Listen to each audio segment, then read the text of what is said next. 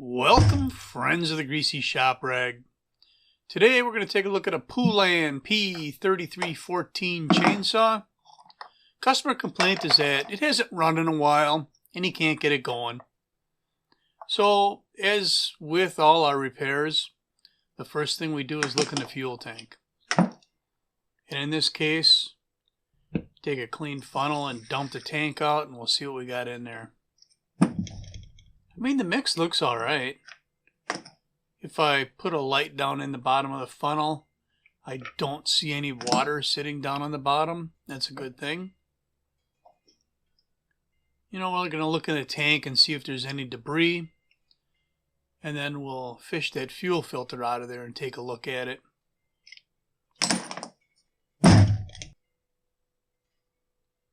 Huh. I guess we're going to come back to the fuel filter. Let's pull the cover off and see what we got going on over here.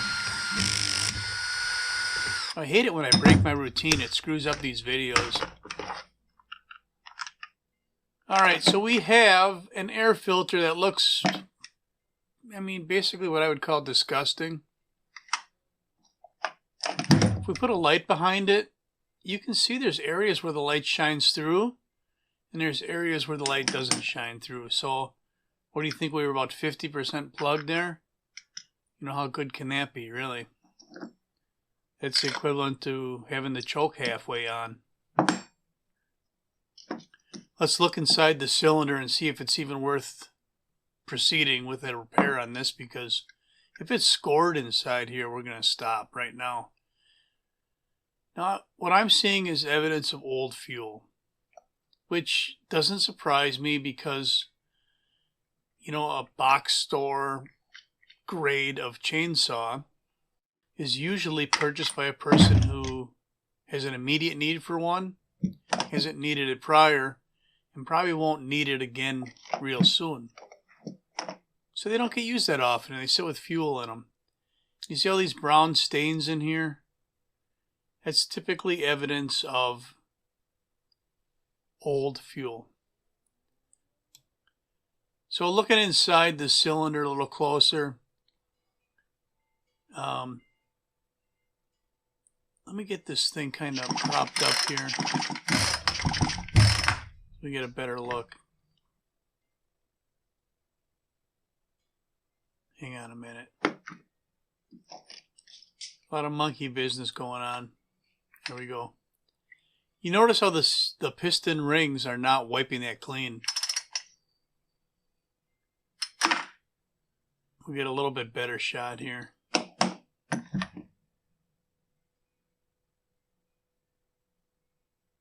The problem with old fuel is that if it gums up the piston rings, it gets behind them, it can seize the rings and you won't have any compression. So we're going to check the compression on this and see where we're at. If it's 100 or less, then we're going to stop. If it's above that, then we probably caught it in time. Get some good fuel going through here. Maybe it'll clean it up a little bit. Let's see what we got for compression.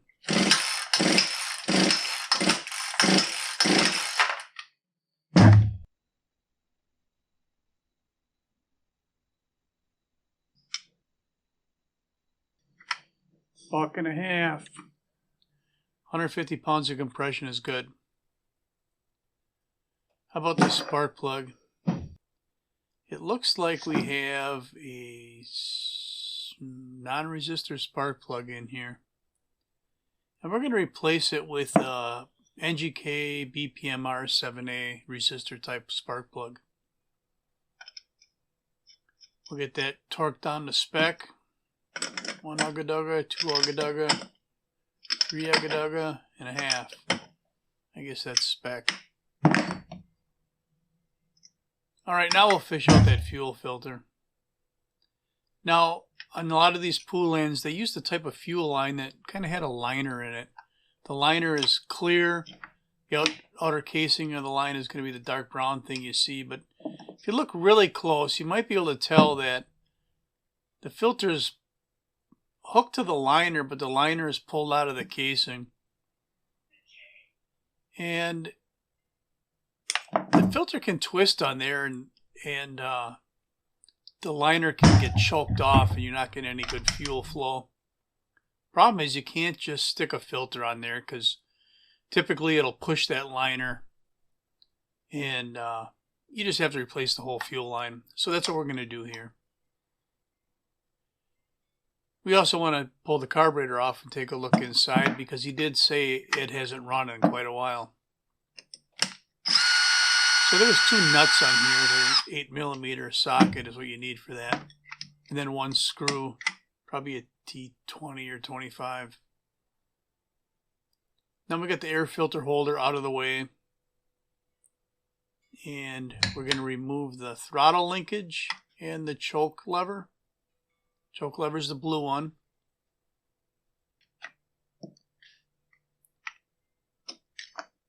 And then we're going to, ooh, look at this. I'll see how it works. You put it right there and you go, boink. Ooh, that one's on there tight. That still came up way better than using a screwdriver. Where did you get the handle from? Stanley? Craftsman? Some screwdriver in my toolbox at home. I looked at it. It had a nice crisp end on it. It's like, huh, I don't use that one very often. I guess this will be the one. All right, so that's a tool you can make yourself. I think I'm going to do a video in the future here of a bunch of tools that I've made myself. But see how nice this pops that fuel line off of there? Because of the shape of that grind I put in it, you know, it holds itself on the end of the fitting. It doesn't slide off like a screwdriver or a scrunch would. You could probably use a flat-bladed screwdriver and just grind a curve in the end of it. Work the same way. So there's our old fuel line. Look how much that thing is broke down. The part that was in the tank is all brown, and the part that was above the tank is yellow. Now we are going to put the carb on our handy-dandy carburetor stand and open it up and see what we got going on in here. First we have to take off this plate on the back side. This is the secondary throttle valve assembly. It is what makes the engine a stratified charge engine. There's a piece of linkage here that I got it hanging from yet. It's probably not a bad idea to take a picture of that linkage. That linkage can vary, and sometimes the right way to put it together isn't obvious.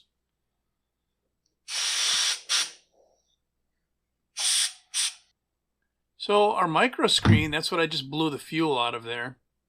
Doesn't look too bad. But our fuel pump, this blue membrane here, it's kind of got a memory. Looks like it's got some mileage on it. Let's take a look at our metering diaphragm. Metering diaphragm moves back and forth and opens and closes the metering lever, which opens and closes the needle that lets fuel into the metering chamber.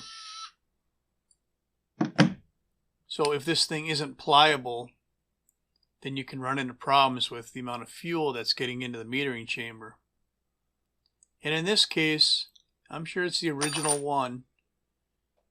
Well, it's not crunchy, it's stiff. And it's probably not functioning the way it should. So far we have found a problem with the fuel line, a problem with the air filter, and questionable gaskets and membranes in the carburetor. I think those 3 alone are enough to have given the owner problems getting this thing running. So I'm pushing a new fuel line down into the tank, and then I'm going to grab it and pull it through. Once I have it through, I'll flush cut the end, because I had cut a taper on it to get it through the top of the tank. And then we'll push our new filter on here.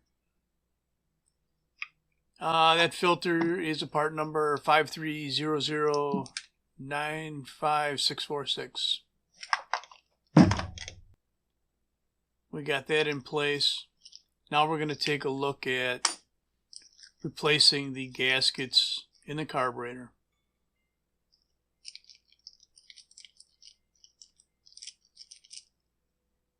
This is a full kit, not just a gasket kit, meaning it's going to come with a new needle, metering lever, some other hard parts, maybe the micro screen, instead of just the soft parts, the gaskets. So I'm going to loosen the screw that holds down the cross shaft of the metering lever. And then I'm going to grab that cross shaft and pull it to one side so it comes out from underneath that screw. Then I can lift the whole mess right out of there. Then I'll grab the needle and pull that out as well. The spring is still sitting on top of the carburetor. So here's the new needle, and we'll take the old metering lever and cross shaft and we'll hang it on there. Unless these parts are rusted up or whatever, you don't really need to replace the lever itself. If I see wear on the end of the lever where the metering diaphragm would touch it, then I'll replace it. So we drop the lever and needle into place. We slide the cross shaft under the screw. Right. Hope that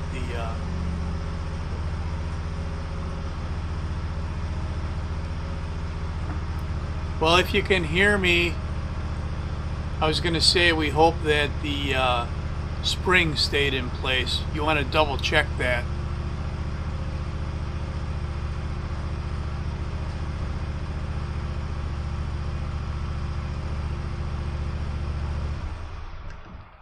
It's a big shop. There's a lot of people working in here.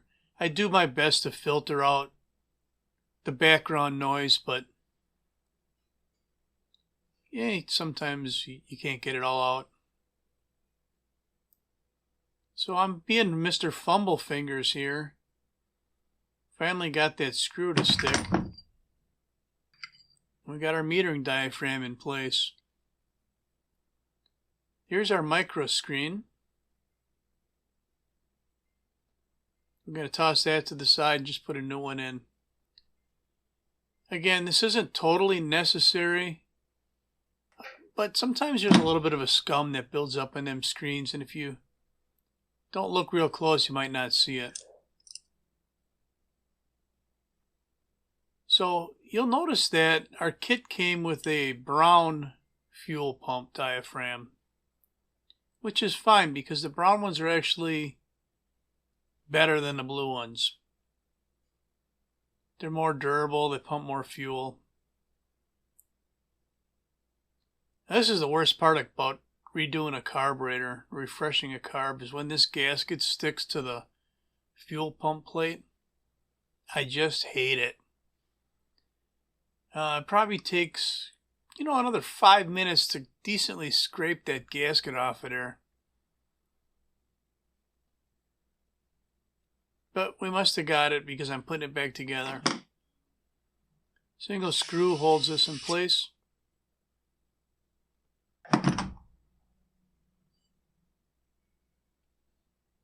And then we're going to attach the linkage for our secondary throttle plate and run the two little screws into place. There is a gasket in between there, so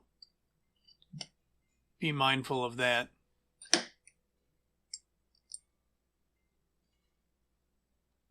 The carb stand does a pretty good job of holding this stuff all together for assembly. Not patting myself on the back or telling you you gotta buy one. I'm just saying it's pretty handy. And if you need one and you don't have the money for one, it's a piece of angle iron and 2 metal rods, so make one. Alright, we've been through our carburetor, and I think we're going to be happy with that. I'm just kind of getting oriented here a little bit, so when I slide it on the studs, I don't look like a complete buffoon. Alright, I have to cut this fuel line to length. Kind of getting an idea where I want it to be, and we'll just snip it off. Now we can push the line on. That fits on there real nice. Push that line on the carburetor. Slide the carb back on. We want to get our choke lever on here. You know, sometimes if you forget to put these levers on, you have to take everything apart, or a good portion of it, to get the levers back on. I'm just saying.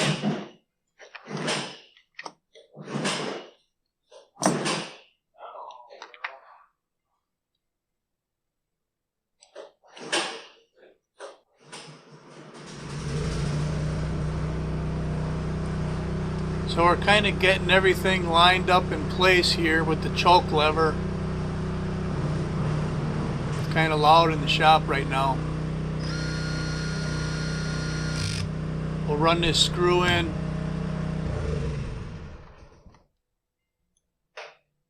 And then we got the two nuts that hold the air filter holder down into place. So I'm thinking all of that running of that equipment in the shop, you know, them fumes, it's probably affected my thinking a little bit. Because here I am, cranking this air filter holder down, finalizing the torque on it, and what do I find? The throttle linkage. So what did I tell you about forgetting to put linkage on? Well, you got to take some things apart, go back so you can gain access to putting the linkage on there. Drop the nut. It's just the angle of it all. So it just, the end of the rod fits into the carburetor and just slides into a slot on the trigger lever. It's no big deal. And what did it add? 30 seconds to the repair? It's just frustrating that I forgot it. So that's his old fuel, which I think was fresh fuel just dumped into a saw that had been sitting for a long time with old fuel in the carburetor. Because that fuel smelled fine. So we're going to try and start this thing up, and if it runs, then that's all I'm going to have for you on the Poulan 3314 that needed a carb refresh. Thanks for watching. Later.